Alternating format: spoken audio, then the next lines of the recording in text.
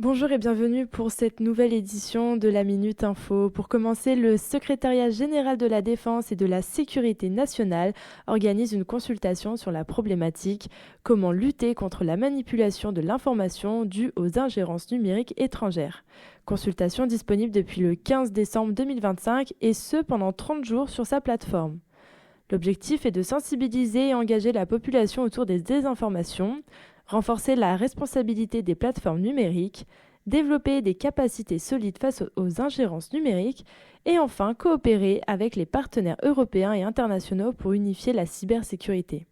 Pour y participer, rendez-vous sur leur site internet. Pour continuer notre Minute Info, la France connaît une répétition sans précédent des cyberattaques, touchant aussi bien les entreprises privées que les administrations publiques. Des groupes organisés ciblent en priorité les structures les plus vulnérables, notamment les TPE et les PME, afin de remonter vers des organisations de plus grande envergure.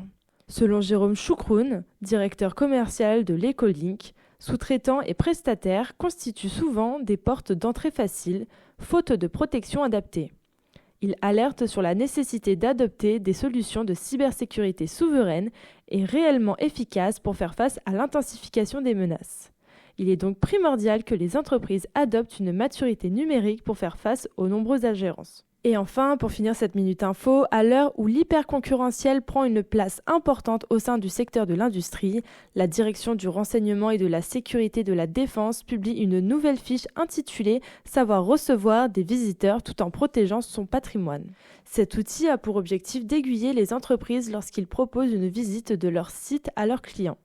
En effet, c'est dans un contexte où il y a un risque élevé de prédation des savoirs et savoir-faire stratégiques qu'il est essentiel d'établir un parcours de notoriété afin d'assurer la sécurité des visites. D'autre part, ce parcours est dorénavant obligatoire lors de la mise en œuvre du PSTN, potentiel scientifique et technique de la nation, au sein d'une entreprise. C'est la fin de cette Minute Info et je vous remercie de l'avoir écoutée.